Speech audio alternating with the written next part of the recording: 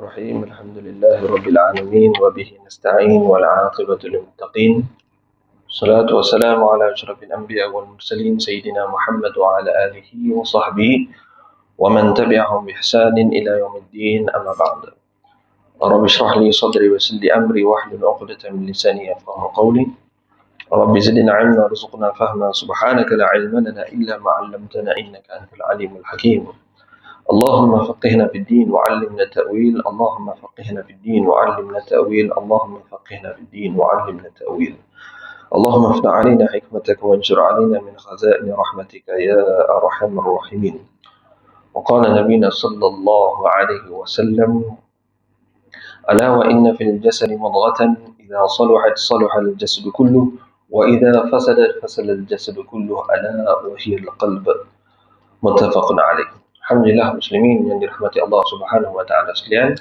Sama-sama kita bersyukur kepada Allah Subhanahu wa taala kerana dengan limpah rahim Allah, kasih sayang Allah taala, Allah bagi kepada kita tuan-tuan taufik. Allah bagi kepada kita hidayah tuan-tuan. Dua perkara ni Allah Subhanahu wa taala berikan kepada seseorang. Dengan dua inilah manusia dapat melakukan ketaatan. Manusia dapat melakukan apa-apa sahaja amal ibadat di dalam kehidupan dia. Kalau tanpa dua perkara ni tuan-tuan, maka seorang hamba Allah Subhanahu wa taala walaupun dia seorang Muslim, dia seorang Islam, dia seorang yang beriman sekalipun, tapi tak ada hidayat dan tidak ada taufik daripada Allah, maka dia tak boleh nak buat ketaatan. Hatta nak sebutkan satu subhanallah, satu amalan yang kecil, mudah, ringan pada lidah. Bukan satu amalan yang perlu banyak syarat, tidak. Hanya sebut sahaja. Tak sebut kita ingat dalam hati pun Alhamdulillah. Kita ingat dalam hati pun dah kira sebagai berzikir dah. Zikir qalbi dipanggil. Zikir melalui hati. Masya Allah. Pun satu amalan tuan-tuan. Allahu Akbar. Begitu mudahnya Allah Subhanahu wa taala letakkan amalan di dalam Islam. Tapi tuan-tuan, kalaulah tidak ada taufik dan hidayah daripada Allah, maka mustahil seorang itu dapat menyebut walaupun satu subhanallah sekalipun. Allahu Akbar. Dulu kita dah dengar tuan-tuan, ustaz-ustaz kita, orang tua-tua kita tuan-tuan, mereka kata bahawa kalaulah tidak ada hidayah daripada Allah, maka walaupun rumah dia satu bumbung dengan masjid sekalipun. Dulu tuan-tuan, rumah-rumah sama dengan masjid, dengan surau, bumbung sama aja. Rumah sebelah dengan masjid, jadi bumbung dia buat sama aja. Walaupun satu bumbung dengan masjid sekalipun, tetapi kalau tidak ada hidayah, dia tak dapat datang ke masjid untuk nak sembahyang berjamaah. Ini perlu kepada taufik dan hidayah. Itu dulu tuan-tuan. Hari ini kita tengok depan mata tuan-tuan, ini bukan satu keaiban, tapi ini adalah satu pengajaran untuk kita semua. Pengajaran untuk orang-orang Islam, iaitu saudara-saudara kita yang mana mereka ni adalah mangsa-mangsa banjir. Mereka mangsa banjir tuan-tuan, mereka kesian, rumah mereka habis, segala benda-benda, kakas rumah, kereta lah, itu semua lingkup habis. Rosak habis dah. Jadi mereka kehilangan cukup banyak tuan-tuan. Harta mereka banyak yang rosak. Benar. Mereka ni adalah mangsa banjir. Jadi awal-awal mangsa banjir ni, apa berlaku tuan-tuan? Kerajaan ambil mereka dan letakkan di masjid. Sebab tak ada tempat kan. Masjid, selalunya masjid ni dia tempat tinggi sikit. Masjid terasing sikit, selamatlah masjid-masjid tu. Jadi letakkan mereka di masjid. Tempat-tempat ni tak ada nak letak, pusat-pusat sementara tak ada. Jadi letakkan mereka di masjid. Apa yang kita nampak, orang-orang yang pergi ke sana untuk hulurkan bantuan.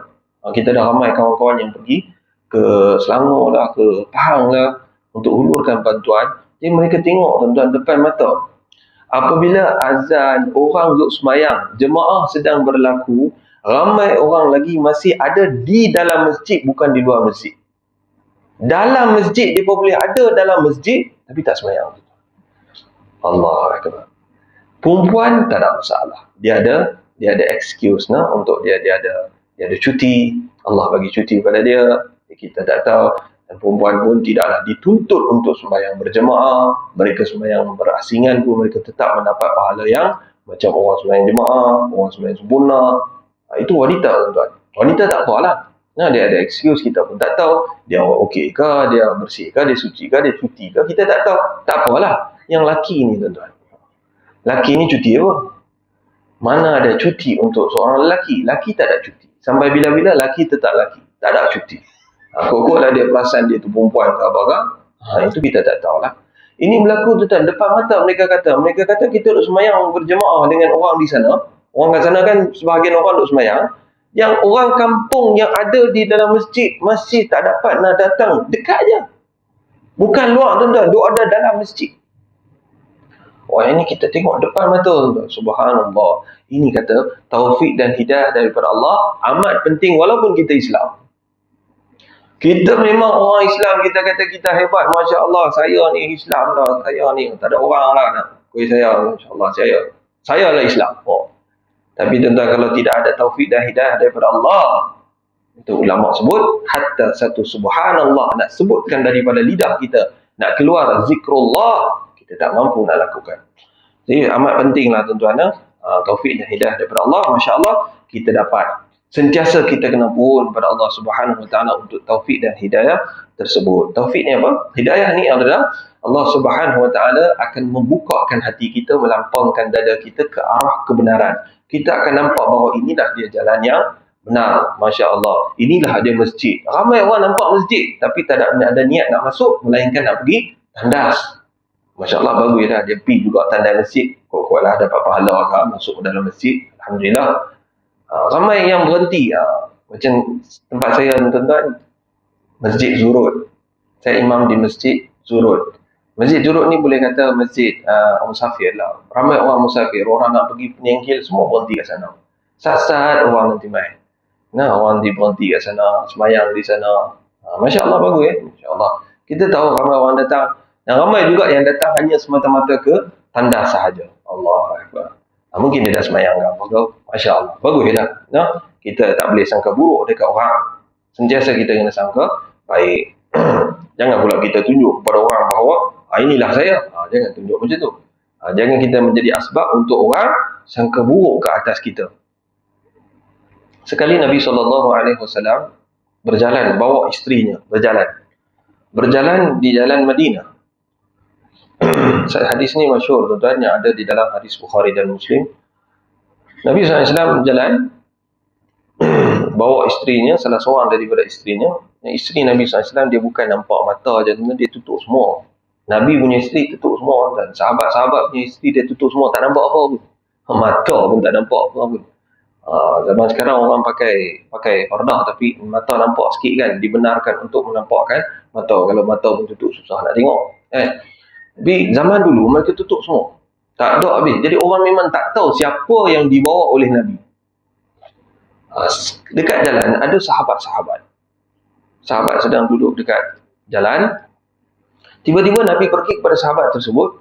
Nabi kata kepada mereka bahawa ini adalah isteriku. Sahabat terkejut. Sahabat kata, oh ya Rasulullah, takkanlah kami nak sangka buruk kepada engkau. Mustahil akan datangnya su'uzan, satu sangkaan buruk terhadap engkau. Ketika itu Nabi SAW sebutkan satu hadis. Nabi kata bahawa inna syaitan yajri minal insan majrad dam. Ini satu hadis yang masyhur dulu mungkin kita pun pernah dengar. Itu sesungguhnya syaitan ni dia berjalan di dalam badan manusia, tempat berjalannya darah-darah manusia. Tak mana darah manusia duk jalan, maknanya seluruh tubuh manusia ni syaitan ada. Syaitan boleh merasuki manusia ni, tuan-tuan. Dia boleh bagi satu sangkaan yang buruk dalam sekelip mata saja. Boleh. Sebab selain daripada Nabi, semua manusia biasa. Kita semua manusia biasa. Tak ada siapa pun boleh kata bahawa saya ni macam Nabi. Saya terpelihara. Yang tu maknanya something wrong dengan dia lah.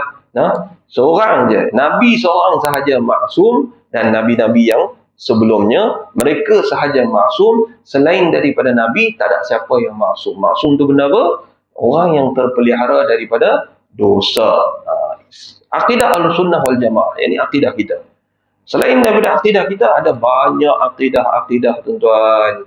Banyak pegangan-pegangan jemaah firqah batilah dipanggil.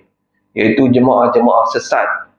Yang mengatakan tok guru kami ni dia martabat dia tinggi, dia ni maksum, dia takkan berlaku kepada dia maksiat dan sebagainya. Semua bila dengar saja benda tu, maka kita kena faham ini sesat. Sebab dalam akidah Ahlus Sunnah wal Jamaah, akidah kita tuan-tuan, seorang sahaja yang maksum, terpelihara daripada dosa, iaitu Nabi SAW zaman kita, dan juga Nabi-Nabi yang terdahulu.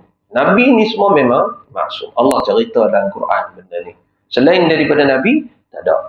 Kenapa mereka kata ada orang yang juga maksum ni tuan-tuan, terpelihara daripada dosa? Sebab mereka kata Tok Guru mereka pun dah sampai kepada peringkat Nabi dah. Adalah macam-macam lah tuan-tuan. Itu semua kita boleh faham satu akidah yang tak betul. Masya Allah. Baik. Sebab itulah tuan-tuan nak ceritakan bahawa di sini sentiasa kita kena sangka baik kepada orang. Sangka baik itu kena ada. Tak boleh sangka buruk. Tapi walau bagaimanapun, jangan kita jadi asbab untuk orang sangka buruk kat kita. Itu pakai serban, Masya Allah. Pakai jubah, jubah panjang, subhanallah. Putih. Janggut pun panjang. Tengok pun nampak macam ustaz. Ustaz ni, orang kenal dah. Tengok daripada jauh ni, mesti ustaz ni. Ustaz masuk kedai sport tu. Apa ustaz buat dalam kedai tu pula? Masya Allah. Jangan pakai serban. Janggut lagi, jubah lagi, masuk kedai ni pula. Ustaz masuk kedai arak. Apa dia buat dalam kedai arak? Dia pergi tukar duit. Salah ke tuan-tuan? Tak salah pun. Pergi tukar duit lah kat mana kedai mana pun tak apa. Jangan pergi beli benda tu, sudahlah. Tapi tuan-tuan, dia telah menyebabkan orang lain sangka buruk kepada dia. Yang ni yang tak betul. Dia buat benda yang betul, dia buat benda yang halal, dia nak pergi tukar duit. Dia tahu dalam tu banyak duit. Kalau pergi kedai runcit, kalau kedai runcit ni kata mana ada tukar, tak ada lah pun pergi tukar kat luar. Kalau pergi kedai makan, kadang-kadang pun mereka kata macam tu juga. Tapi kedai-kedai ni insya-Allah memang dia main duit saja. Jadi pergi tukar lah. Tetapi dia telah menyebabkan orang yang tengok sangka buruk pada dia. Ustaz. Terus tanggap kebab. Sepatutnya kita kena jumpa ustaz tu, bagi nasihat. Ustaz, apa ustaz buat ni? Jangan masuk sana. Nak tukar duit, jangan pergi sana. Pergi tempat lain. Baru ustaz pun faham. Tak boleh tukar sikit sini. Ustaz pun tak tahu. Masya Allah. Kawan-kawan kita jangan menjadi asbab untuk orang sangka buruk kepada kita. Baik. Dalam hadis yang dibacakan tadi, kata Nabi SAW, ala ketahuilah oleh kamu bahawa sesungguhnya dalam jasad manusia ada seketul daging, yang mana daging tersebut kalaulah baik, maka baiklah seluruh jasad kita. Seluruh badan kita akan jadi elok. Daging itu baik, semua baik. Kalau daging itu rosak, semua akan jadi rosak. Ala wahiyal qalb, itulah jantung atau hati manusia. Hati kita ni tuan-tuan. Hati merujuk pada jantung kita. Jadi jantung ni, sebab tu ulama kata jantung ni adalah raja kepada segala anggota kita. Anggota kita semua, raja dia ialah hati manusia. Sebab kita melihat dengan perintah daripada hati. Kita bercakap dengan perintah daripada hati. Kita mendengar dengan perintah daripada hati. Kita buat satu perbuatan dengan tangan kita dengan perintah daripada hati. Kaki kita gunakan untuk pergi ke satu tempat. Tak kira tempat tu baik atau buruk, dengan perintah daripada hati kita. Dalam perut, masuknya makanan, baik ke, buruk ke, makanan halal ke, makanan yang haram ke, makanan yang syubhah ke, semuanya dengan perintah hati.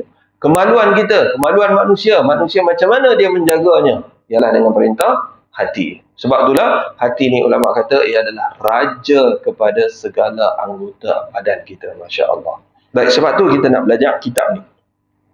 Kitab apa tuan-tuan? Kitab Penawar Bagi Hati. Pada kuliah yang lalu kita dah sebutkan tentang mukadimahnya, tu pengenalan tentang kitab ni, iaitu kitab yang dikarang oleh Syekh Abdul Qadir bin Abdul Muttalib Al-Indonesi Al-Mandili rahimahullah ta'ala.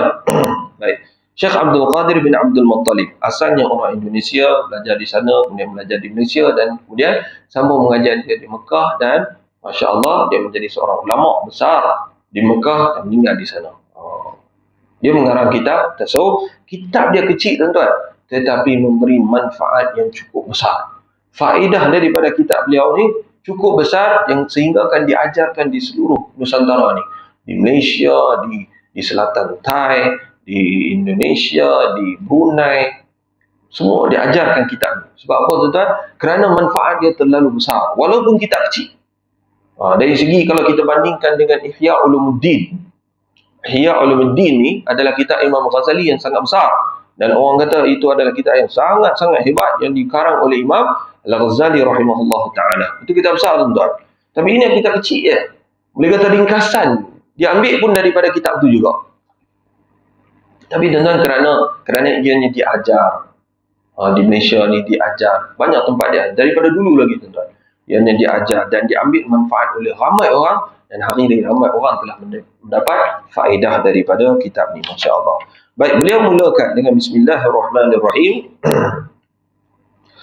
Beliau kata bahawa segala puji bagi Allah Subhanahu wa taala, Tuhan yang menjadikan ia akan jin dan manusia. Baik, beliau kata bahawa puji kena mulakan kitab ni selepas daripada bismillah, kena mulakan dengan alhamd, yakni pujian. Setiap benda ni, setiap kita yang kitab yang kita nak mulakan, kita kena mulakan dengan bismillah. Kemudian kita kena mulakan dengan alhamd, pujian. Kemudian kita kena sebutkan selawat atas Nabi sallallahu alaihi wasallam. Bismillah tu pertama. Nabi sallallahu alaihi wasallam mengatakan bahawa kullu amrin zibalin la yabda'u fihi bi bismillahirrahmanirrahim fahuwa abtar, yakni fahuwa aqta'. Kata Nabi sallallahu alaihi wasallam, setiap perkara yang ada faedah, apa sahaja perkara pekerjaan yang kita buat dalam dunia ni, kalaulah ia pekerjaan yang ada faedahnya, maknanya tuan-tuan, kita tak buat benda sia-sia, bukan satu benda sia-sia. Kalau ia itu benda adalah benda faedah, tak kira lah dia faedah untuk dunia kita ke, faedah untuk akhirat kita ke. Kalau faedah untuk akhirat, ia amal ibadat yang kita buat untuk akhirat. Kalau faedah untuk dunia sekalipun, contohnya kita pergi kerja. Kita pergi kerja tuan-tuan, kita jumpa orang, kita bercakap dengan orang, kita buat kerja tu, menjaga dan sebagainya. Apa sahaja pekerjaan yang kita buat, memberi faedah kepada kita. Lepas daripada kerja, kita pergi bersukan, berjoging ke apa ke, bersukan. Ada faedah untuk diri dia? Ya, ada. Bila ada faedah untuk kita tuan-tuan, maka kalaulah ianya tidak dimulakan dengan bismillah, benda yang ada faedah tapi tidak dimulakan dengan bismillah, kata Nabi SAW, dia lupa nak baca bismillah, atau memang dia tak ingat nak baca bismillah, dia tak tahu pun benda ni kena baca bismillah. Dia ingatkan Quran saja nak kena baca bismillah. Ingatkan Quran, sebelum baca Quran kena baca bismillah. Yang tu semua orang tahu. Tapi orang tak tahu bahawa setiap benda, pekerjaan dalam kehidupan dunia kita, semua benda tuan-tuan, janji ia bukan benda sia-sia. Jangan benda sia-sia sahaja.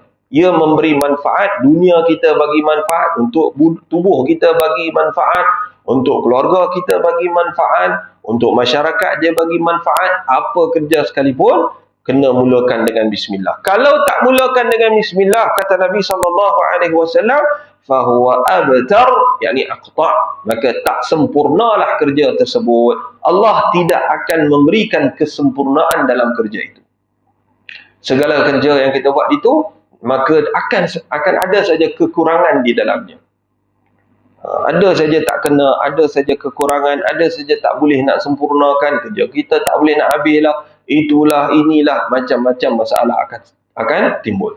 Sebab itulah musannif rahimahullah ta'ala, yakni pengarang kitab ni, dia ajar kepada kita tuan-tuan, mula-mula sekali sebut bismillah. Kita nak belajar ilmu pun, mula-mula sekali kita duduk, kita baca bismillah. Tadi kita baca doa kita sebut bismillah, kita baca doa lagi, puji pada Allah, selawat atas Nabi SAW.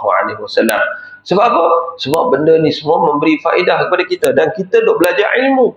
Ilmu ni tuan-tuan bukan kata memberi faedah dunia sahaja, ia juga memberi faedah kepada akhirat, kerana ia ilmu agama.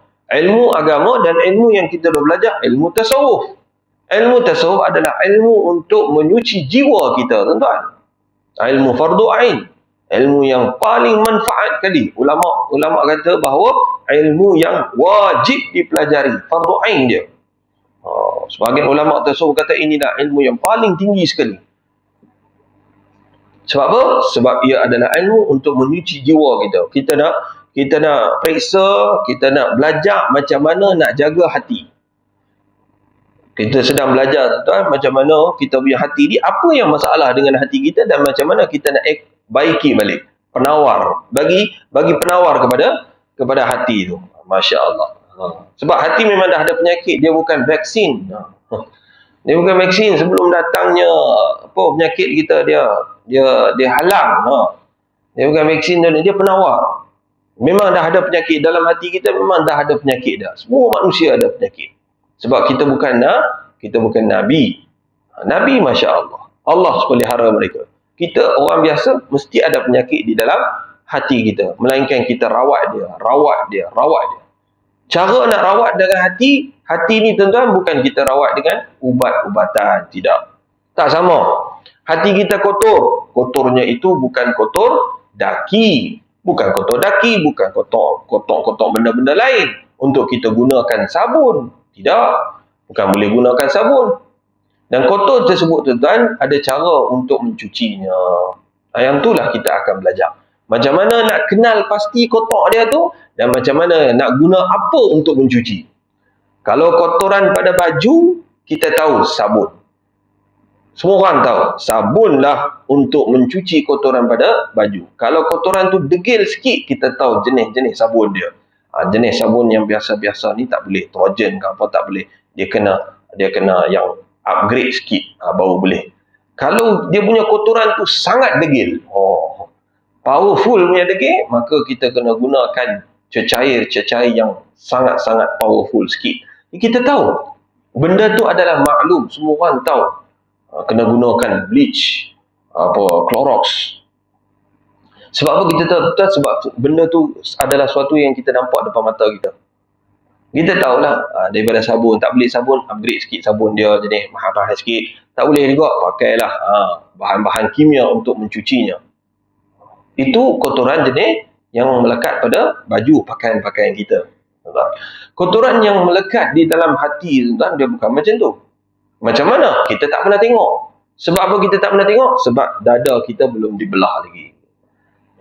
Kalau orang yang berlaku buat bypass pun, dia belah dada pun, dia ambil jantung, dia takkan nampak kotoran tu. Dia bukan kotoran yang zahir. Sebenarnya kotoran tersebut ialah kotoran maksiat yang Nabi SAW mengatakan, kalau satu orang tu dia buat maksiat, tuan-tuan, apa akan berlaku? Akan berlaku adanya satu titik hitam di dalam hati dia. Hati akan gelap. Lagi maksiat dia buat, lagilah hati itu akan menjadi gelap. Maka kekotoran itulah kita nak kenal pasti tanpa kita belah dada. Tak payah belah dada. Pergi belah dada masalah besar. Tuan-tuan, tak payah kita duk belah dada, duk pergi tengok, ambil hati tengok. Apa yang Ustaz kata ni? Mana kotor dia? Tak jumpa pun. Tak, bukan. Caranya adalah dengan kita melihat anggota badan. Setiap satu masalah, kita kena tahu, mengenal pasti akan penyakitnya. Bila kita dah tahu dah penyakit tu ada pada kita, inilah dia penyakit dan penyakit tu ada kepada kita, maka dia akan beritahu cara merawatnya. Penyakit ni, rawatan dia begini. Penyakit ni, rawatan dia begini. Ada setiap penyakit, ada rawatan yang tersendiri untuknya. Muslimin yang dirahmati Allah Subhanahu Wa Taala sekalian, masya-Allah, kembali kepada tajuk tadi, iaitu tentang Bismillah. Muslim rahimahullah ta'ala, tuan-tuan, ajarkan kepada kita tentang bahawa setiap pekerjaan yang kita nak buat, mulakanlah dengan Bismillah. InsyaAllah, tuan-tuan, insyaAllah kita tak buat benda sia-sia. Takkanlah kita nak pergi buat benda-benda maksiat kot. Ahli-ahli masjid, ahli-ahli surau, orang-orang yang selalu duduk dalam majlis-majlis ilmu, takkan nak pergi buat benda-benda maksiat. InsyaAllah kita tak buat benda maksiat. Daripada pagi sampai malam, daripada kita buka mata, bangun tidur, sampailah kita tutup mata balik, sampai kita tidur, insya-Allah amal perbuatan kita semua adalah yang baik-baik sahaja. Yang berfaedah dunia dan akhirat. Maka kita kena pastikan, ada tak saya mulakan dengan Bismillah? Bangun pagi, ada tak kita mulakan dengan Bismillah? Buka saja mata, apa yang keluar daripada mulut? Adakah zikrullah? Zikir, mula-mula sekali kena keluar daripada mulut bila kita buka mata saja pada waktu pagi, ialah zikir pada Allah Subhanahu Wa Taala. Nabi ajarkan zikir pada Allah. Apa dia? Alhamdulillahilladzi ahyana ba'dama amatana wa ilaihin nusyur. Satu zikir yang sangat pendek sahaja. Nabi ajak suruh baca bila kita mula-mula buka mata. Jangan mula-mula buka mata terus tangan pergi kepada handphone. Jangan. Handphone nanti ada banyak mesej tuan-tuan. Orang yang tak tidur malam ni ramai. Kelawak-kelawak malam ni, Batman-nya ramai tuan-tuan. Dia punya kerja malam dah. Dia duk hantar mesej kat semua orang. Pagi kita bangun tengok, banyaknya mesej. Jangan kita sentuh tu. Mula-mula sekali ialah zikir keluar daripada mulut kita. Tak kira apa zikir pun. Kita baca bismillah ke, kita baca alhamdulillah ke, kita baca apa zikir sekalipun, maka satu ikatan akan terlerai, terbuka, yang mana syaitan ikan pada kita. Nabi ajarkan zikir ni. Apa zikir tu? Iaitu doa bangun tidur. Pertama sekali buka mata, bangun sahaja, baca doa tersebut. Nabi kata dalam 3 ikatan daripada syaitan ikat setiap malam. Seorang hamba ni dia tidur pada waktu malam, syaitan akan ikat dia dengan 3 ikatan. Dan 3 ikatan tu pagi kita kena buka. Buka dengan amalan. Bukan dia terikat dengan tangan, kita nak buka dengan tangan, minta orang buka, tolong buka ke tak, tuan-tuan. Bukan. Nabi SAW menceritakan kepada kita, tuan-tuan, benda-benda ghaib. Perkara-perkara yang ghaib, yang kita tak nampak, dan kita yakin bahawa benda tu benar. Sebab apa kita yakin benda tu benar? Ahli silap mata buat pun kita kata hebat, kita tahu dia menipu.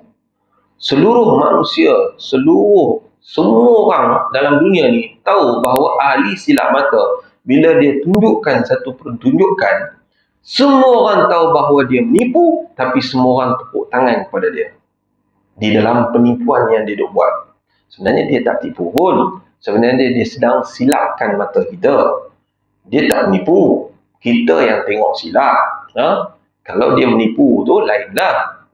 Ini kita yang tengok silap. Dia cuba tutupkan sebahagian daripada pandangan kita. Tak bagi kita tengok. Beberapa perkara tu dia sembunyikan di belakang. Sehingga kan kita rasa bahawa, dia buat sempoi ya, dia buat magic tu, dia buat magic ni. Sebenarnya semua orang tahu ianya silap mata. Kotlah budak-budak kata, seronok budak-budak, masya-Allah. Mereka seronoklah sebab mereka nampak benda tu menghairankan. Ajib, magic.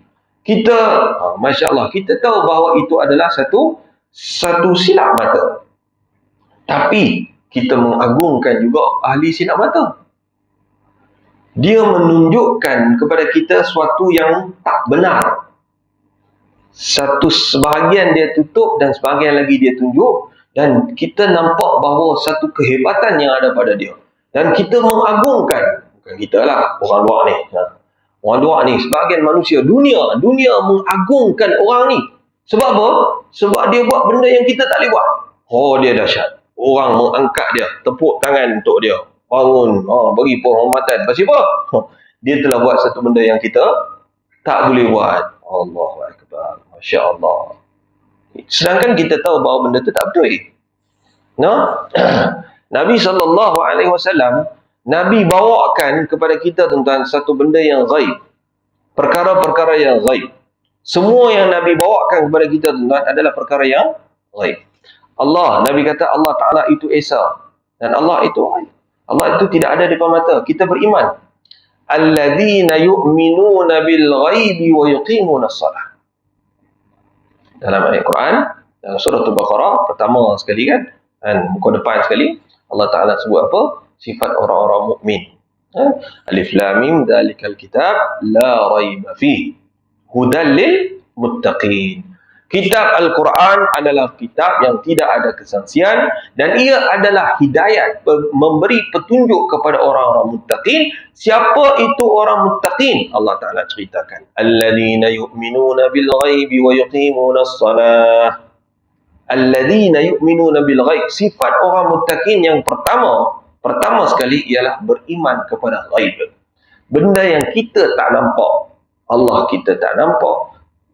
Kubur, alam kubur kita tak. Kubur nampak, alam kubur tak nampak. Kubur kita nampak, tuan-tuan. Apa yang berlaku dalam kubur kita tak nampak. Tapi Nabi kata kubur ni satu alam. Kita nampak kubur ni 6 kaki, lebar dia berapa kaki saja. Kita bubuh tanah atas orang mayat-mayat ni, kita yang bubuh tanah atas dia, kita kebumikan dia, kita tak nampak apa pun dalam kubur. Tapi Nabi kata kubur itu satu kehidupan, satu alam kubur. Di dalam kubur ada mungkar nangkir akan datang tanya soalan. Ketika kita masih lagi berada di atas, masih baru orang dah tanam mayat, dah baru duduk jalan, Nabi kata malaikat dah datang dah.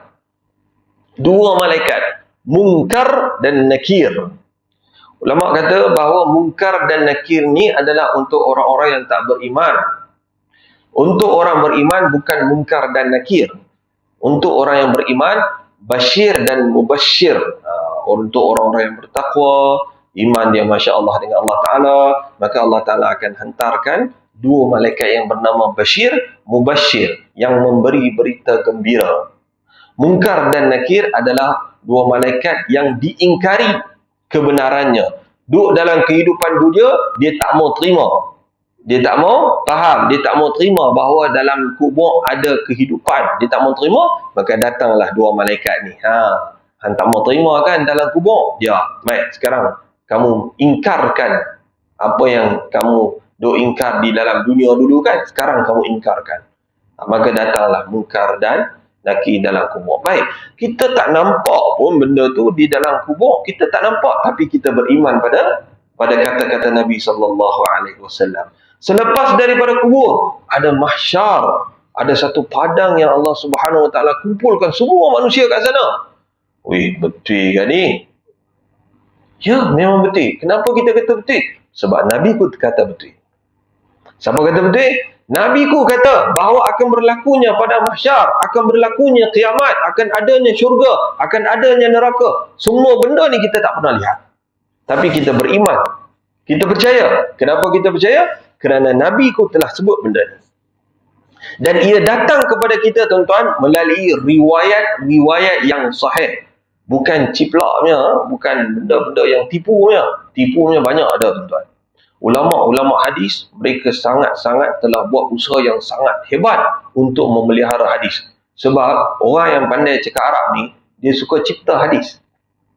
Orang yang tak beriman ni, dia pandai cakap Arab. Macam orang kafir dulu tak pandai cakap Arab.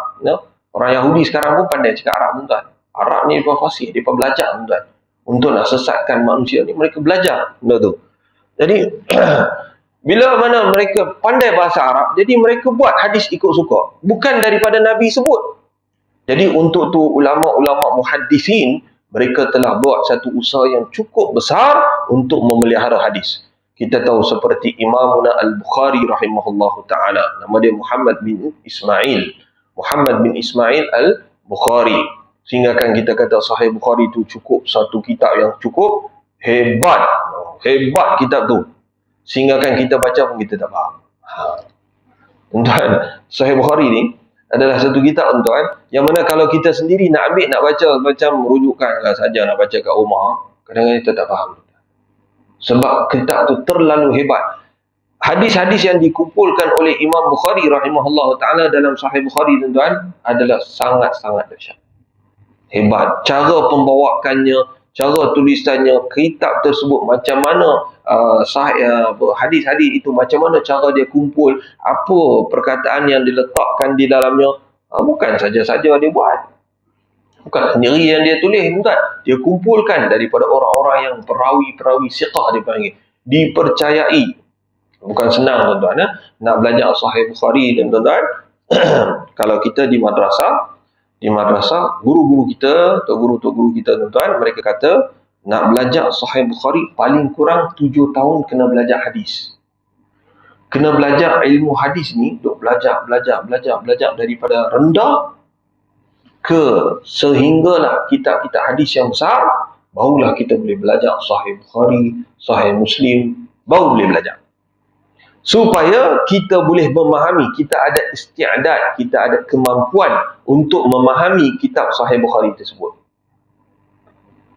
Kalaulah terus kita pun bagus pagi sampai malam kita duk goreng mi, lepas tu lepas maghrib kita main, kita kata yang ni Bukhari ni, okey, baca terus nak faham, sukar. Satu benda yang sangat sukar, bukan benda biasa. nak menerangkan tentang hadis satu kitab Sahih Bukhari, satu Sahih Bukhari lebih kurang tebal ni, lebih kurang tebal ni tuan, nak terangkan kitab tersebut, Allamah Hafiz Ibn Hajar rahimahullahu ta'ala, seorang ulama besar di dalam mazhab Syafi'i, dia buat syarah dia, nama dia Fathul Bari. Satu kitab besar ni tuan-tuan, hampir 20 juzuk, untuk nak menerangkan tentang satu kitab Sahih Bukhari saja. Punya banyak syarahan dia saja berjilid-jilid tuan-tuan. Tak ada orang yang mana dia, kalau dia kata dia belajar Sahih Bukhari, dia tak pegang Fathul Bari. Mustahil. Setiap orang kalau dia kata saya belajar Sahih Bukhari, maka wajib kena pegang kitab ni. Kena pegang kitab Hafiz Ibn Hajar Asqalani rahimahullahu ta'ala, seorang ulama besar dalam mazhab Syafi'i yang telah buat syarahnya. Memang kita akan pegang kitab tu, kita akan mutalaah kitab tu, kita akan baca kitab tu. Sebab apa? Sebab nak faham tentang Sahih Bukhari tu. Punyalah dahsyat tuan-tuan. Ia bukan satu kitab yang terus kita boleh ambil, terus kita boleh baca, terus kita boleh, ni kitab ni bagus. Memang kitab tu bagus. Cuma kita tu sedia ke? Ada tak kemampuan kepada diri kita untuk mempelajari kitab tersebut? Masya Allah. Jadi ulama-ulama tuan-tuan, mereka telah buat satu usaha yang cukup besar dalam memelihara ilmu hadis tuan-tuan. Mereka pelihara hadis-hadis Nabi SAW. Mereka telah jaga sehingga apa sahaja yang kalau hadis tersebut adalah satu penipuan, pendustaan kepada hadis Nabi SAW, maka mereka akan kata bahawa ini adalah satu penipuan. Ini adalah satu tuduhan terhadap Nabi SAW. Mereka akan sebut tuan-tuan. Masya Allah. No, ini hadis. Ulama-ulama hadis. Jadi ulama-ulama inilah tuan-tuan, mereka telah bawakan hadis-hadis daripada Nabi SAW dan menceritakan kepada kita bahawa lepas daripada kematian adanya kehidupan ghaib, benda-benda yang ghaib. Nabi SAW cerita kepada kita bahawa qul huwallahu ahad, Allah Maha Esa. Nabi bawakan Al-Quran kepada kita tuan-tuan, dan kita percaya bahawa dalam Al-Quran itu menyatakan perkara-perkara. Dalam Quran kata Allah Ta'ala itu wujud. Dalam Quran kata bahawa adanya syurga, adanya neraka, adanya siksaan dan nikmat-nikmat bagi orang-orang yang beriman pada Allah. Adanya hari kiamat, akan berlakunya hari akhirat, hari kiamat, pada mahsyar akan dikumpulkan manusia. Quran cerita. Dan Quran tersebut kita yakin adalah benar. Macam mana kita boleh yakin Quran itu benar? Macam mana tuan-tuan kita boleh yakin Quran itu benar? Kerana Quran itu dibawa oleh Nabi SAW, dan yang membenarkan Quran tersebut, ketika Nabi bawakan Quran kepada kaum Quraisy di Mekah, orang-orang kafir semua, Nabi bacakan Al-Quran. Dia bukan macam kitab, no? Dia waktu tu bukan Nabi bawa macam kitab nak tunjuk nak baca. Bukan macam tu. Nabi bacakan Quran. Nabi hafal. Allah Subhanahu Wa Taala telah menghafalkan Quran di dalam dada Nabi SAW. Nabi bacakan Quran. Bila Nabi bacakan Al-Quran, yang kata Quran ni betul ialah orang-orang kafir. Orang-orang kafir, macam kalau kita contohnya tuan-tuan, kita buat satu buku ke apa ke, novel ke apa ke, no? Maka akan ada orang yang dahsyat-dahsyat yang akan mengadili tentang buku tersebut. Dia nak bagi markah, dia kata buku ni bagus ni, buku ni hebat lah, buku ni itu macam ni macam ni. Di antara yang mengatakan bahawa Quran itu benar siapa? Orang-orang kafir. Mereka yang mengatakan bahawa Quran ini benar. Sebab apa tuan-tuan?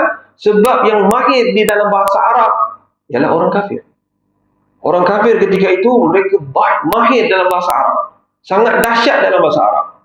Mereka dengar Al-Quran dan mereka kata, mereka faham bahawa ya, memang betul yang ni satu benda yang lain. Ini bukan manusia buat. Mereka faham tuan-tuan. Sebab tu mereka masuk Islam. Ini bukan Nabi buat. Kenapa mereka faham kata ini bukan Nabi buat? Sebab mereka kenal Nabi daripada Nabi lahir. Daripada Nabi lahir, Nabi membesar macam mana, kat mana dia membesar, kat mana dia pergi menyusu, kat mana dia membesar, kat waktu remaja dia ada di mana, waktu dia muda-muda kat mana, kemudian mana-mana safar yang dia pernah pergi. Ke Yaman Nabi SAW pernah pergi untuk berniaga, kat mana Nabi pernah pergi, semua mereka tahu. Mereka sangat-sangat mengenali Nabi SAW. Nah, orang kafir ni sangat tahu sebab Nabi bersama dengan mereka. Mereka ni adik-adik lah tuan. Walaupun kafir, semua adik-adik dia, pakcik-pakcik dia, sepupu-sepupu dia, adik-adik jauh, semua. Kabilah-kabilah mereka ni semua tuan, adik-adik semua. Adik-adik. Jadi mereka sangat kenal Nabi SAW, dan bila mana Nabi SAW bawakan Al-Quran, mereka tahu bahawa yang ni bukan kamu tulis. Kamu tak tulis Al-Quran, kami kenal kamu. Sebab kamu memang tak pandai nak tulis Quran. Nak cipta-cipta Quran ni semua memang kamu tak pandai. Siapa yang tulis baik? Beritahu mai siapa yang tulis. Siapa yang buat Al-Quran ni? Nabi SAW mengatakan yang buat Al-Quran ini sebenarnya adalah kalam. Dia bukan buatan. Ini adalah kalam dan kalamullah. Kalam Tuhan. Kalamullah. Benar. Kenapa mereka kata benar? Kerana kami adalah orang yang paling mahir dalam bahasa Arab. Kami pun tak mampu buat macam tu. Maka ini bukan bahasa Arab yang mana yang kami belajar. Ini lain. Tak ada kaum di dalam wilayah Jazirah Arab ni, tanah-tanah Arab, yang boleh buat satu ayat macam ni. Memang tak ada. Siapa pun tak ada. Kalau ada, kami saja. Kami pun tak mampu nak buat macam ni. Maknanya, ini memang seperti yang Nabi beritahu, ini daripada Tuhan. Memanglah ini daripada Tuhan. Jadi orang kafir membenarkan Al-Quran dan mereka masuk Islam. Mereka beriman pada Allah Subhanahu Wa Taala. Abu Jahal faham bahawa ini memang Nabi SAW kata memang ini Quran daripada Tuhan. Memang betul daripada Tuhan. Manusia memang tak mampu buat. Aku adalah orang yang paling pandai dekat Mekah ni. Dia Abu Hikam, orang yang paling bijak. Tak ada orang boleh challenge dengan dia. Orang yang buat syair ni semua dia kenal. Siapa-siapa yang buat syair ni semua dia kenal. Macam mana syair mereka. Ini bukan syair. Ini bukan syair, ini bukan kalam biasa. Habis ini apa? Ini kalam daripada Allah. Maka dia ni, Abu Jahal ni, dia tak mau terima. Kenapa dia tak mau terima? Kerana keras kepalanya. Dalam hadis menyebut bahawa mereka ni semua adalah inad. Keras kepalanya mereka. Mungkin kepala dia keras kot. Dia tak mau terima, tuan-tuan. Keras kepalanya mereka ni. Kerana kalau dia terima, mereka terpaksa meninggalkan segala adat-adat yang sedang mereka amalkan selama ini. Mereka amalkan agama syirik, iaitu mensyirikkan Tuhan. Sambil menyembah Allah, sambil itu mensyirikkan Tuhan. Kata Allah Ta'ala ada sekutu, ada berhala ni, ada berhala tu, ada dewa tu, ada dewa ni. Macam-macam berhala ada bersama dengan Tuhan. Tiba-tiba Nabi SAW mengatakan, tak, semua tu adalah salah. Qul huwallahu ahad. Allah Maha Esa, tidak ada berhala-berhala bersama dengan Tuhan. Mereka tak dapat terima. Ini kata keras kepala. Mereka tak mau meninggalkan adat tu, dia tak mau. Sebab adat ni kami dah pegang punya lama. Ratusan tahun kami dah pegang adat ni. Tiba-tiba suruh tinggalkan, tak boleh. Ini orang yang keras kepala tetap berada dalam kekufuran. Tapi orang yang mana Allah Subhanahu Wa Taala bukakan hati mereka, mereka baca Quran, Masya Allah, mereka memahami bahawa ini memang perkataan daripada Tuhan. Terus mereka masuk Islam. Allahu Akbar. Jadi tuan-tuan, beginilah tuan-tuan nak cerita bahawa segala perkataan yang datang daripada Nabi SAW, ia adalah perkataan yang sahih. Dalam perkataan-perkataan yang sahih, hadis-hadis yang sahih ini, daripada Al-Quran, hadis-hadis mutawatir, hadis yang sahih dan sebagainya, macam-macam tuan-tuan, dalam ni lah menceritakan kepada kita tuan-tuan, bahawa adanya perkara ghaib. Adanya perkara-perkara yang ghaib. Allah Subhanahu Wa Taala kita tak nampak, malaikat kita tak nampak, syaitan kita tak nampak, surga kita tak nampak, neraka tak nampak, alam sirat kita tak nampak, lagi mahsyar, kubur semua kita tak nampak tuan-tuan. Tapi kita beriman pada Nabi sallallahu alaihi wasallam. Jadi tuan-tuan, masya-Allah, hari ini kita belajar tentang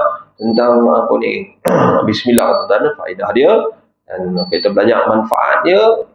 Yang dapat kita ambil tuan-tuan ialah kita kena amalkan bismillah tersebut dalam semua amalan kita. Nak mulakan apa kerja pun sebut bismillah. Senang. Bukan susah pun sebut bismillah. Biarkan ianya menjadi satu zikir harian kita, tuan-tuan. sebut bismillah. Nak buka pintu, sebut bismillah. Nak pakai kasut, sebut bismillah. Nak pakai baju, sebut bismillah. Nak mulakan kerja, sebut bismillah. Nak buka kedai, sebut bismillah. Nak goreng mi, Masya Allah, sebutkan bismillah. Apa saja kita buat, sebutkan bismillah. Lagi-lagilah kita nak buat amal ibadat. Kita nak buat amal ibadat, baca Quran. Quran memang kena sebut bismillah. Awal-awal dia ada sebutan bismillah. Alhamdulillah kena baca, bismillah kena baca. Macam itulah juga tuan-tuan dengan kita nak mengamalkan belajar ilmu-ilmu agama. Semua ilmu-ilmu agama tuan-tuan kita nak belajarlah dengan bismillah. Masya-Allah, insya-Allah. Nabi kata apa? Nabi kata fahuwa abtar. Kalaulah tak baca, dia akan jadi tak sempurna. Kalau kita baca, Allah akan bantu di dalam menyempurnakan kita punya kerja. Kerja-kerja semua yang berfaedah tersebut. Bukan maksiat lah. Kalau kita buat benda maksiat, memang di dalam tu tidak ada bantuan daripada Allah. Jangan pergi baca bismillah pula. Memang benda tu dah tahu dah benda tu maksiat, kita pergi baca bismillah. Aku mulakan dengan nama Allah. Buka betul. Na'udzubillah min dzalik. Semoga Allah Subhanahu wa taala kurniakan kepada kita semua taufik dan hidayah untuk dapat sama-sama kita amalkan dan juga kita sampaikan kepada sahabat-sahabat kita yang lain. Yang baik itu daripada Allah Subhanahu wa taala dan yang buruk itu adalah daripada kelemahan diri saya sendiri. Kita mohon ampun dan maaf daripada Allah Taala sudah yang dengan tasbih kifarah. Subhanallah wa bihamdihi, subhanakallah wa bihamdika, asyhadu an la ilaha illa anta, astaghfiruka wa atubu ilaik. Subhana rabbika rabbil izzati amma yasifun wa salamun alal mursalin walhamdulillahi rabbil alamin. Assalamualaikum warahmatullahi taala wabarakatuh.